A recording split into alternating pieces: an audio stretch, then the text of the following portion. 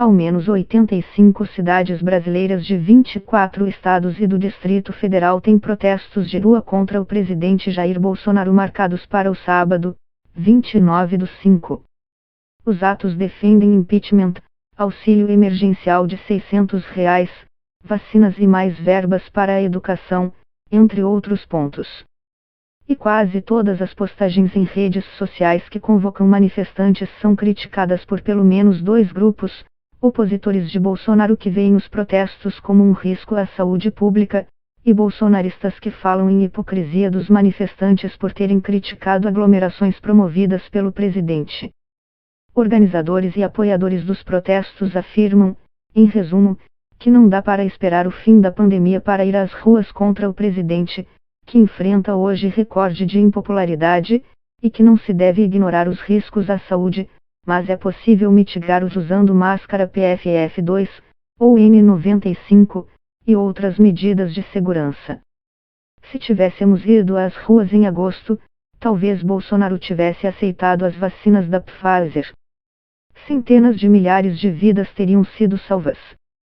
Ir às ruas é arriscado. Não ir pode ser mais.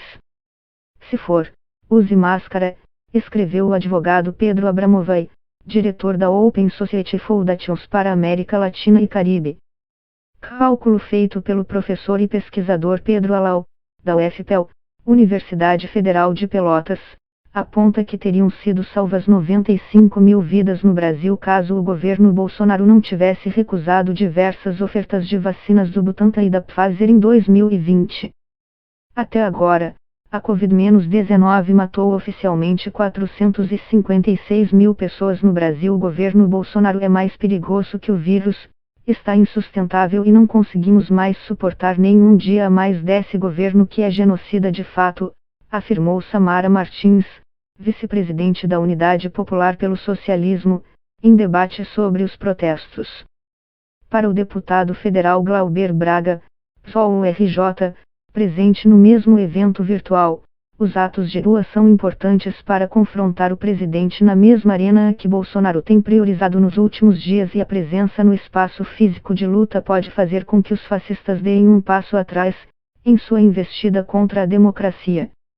Braga apontou ainda o que vê como contradição dos liberais, que segundo ele só criticam a aglomeração de trabalhadores em manifestações contra o governo, mas o fato de eles serem obrigados a ir trabalhar em ônibus lotados durante a pandemia.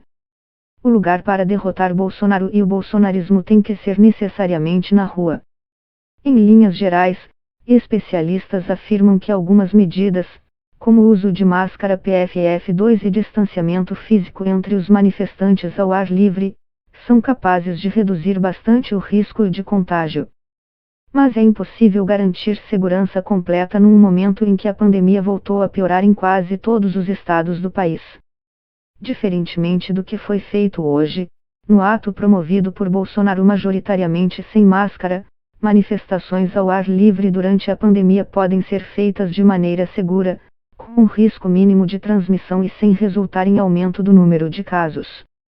Entre as medidas, ela recomenda usar máscara PFF2, ir em grupos pequenos, evitar interagir com quem não for do seu grupo, evitar os pontos mais cheios, evitar gritar, usando máscaras e megafones, não ficar parado, evitar os horários de pico do transporte público e passar as 2 semanas seguintes atento a sinais de Covid-19 e se isolar imediatamente caso surjam sintomas. Segundo ele, o recuo da pandemia em abril levou o país a flexibilizar rápido demais as medidas de restrição à circulação de pessoas. O Brasil só deu uma respirada, encheu o pulmão de ar e já vai voltar a mergulhar de novo. Não deixou cair o número de casos para valer.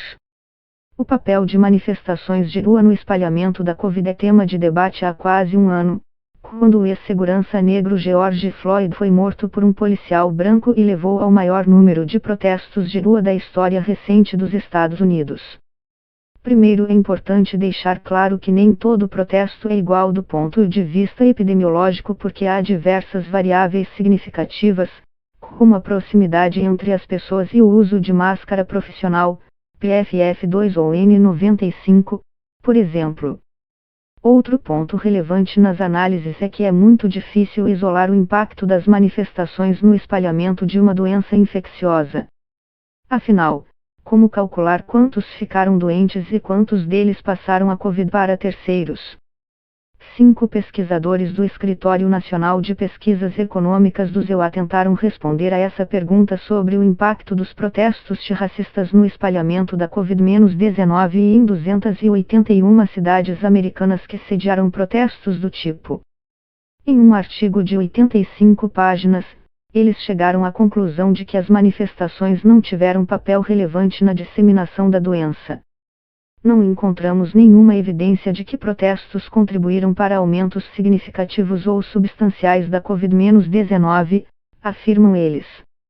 O grupo analisou dados geográficos coletados de celular anonimizados, sem dados pessoais, e a circulação de pessoas em ruas, bares, restaurantes, locais e na própria residência. Os pesquisadores identificaram algo curioso. Em cidades onde ocorreram protestos, a população tendeu a aumentar o distanciamento social, uma mudança de comportamento talvez ligada ao temor da doença ou de confrontos. Além disso, o grupo também concluiu que, com medidas de segurança adequadas como máscaras profissionais e movimentação constante, havia mais risco à saúde frequentar bares, restaurantes e lojas do que protestos ao ar livre.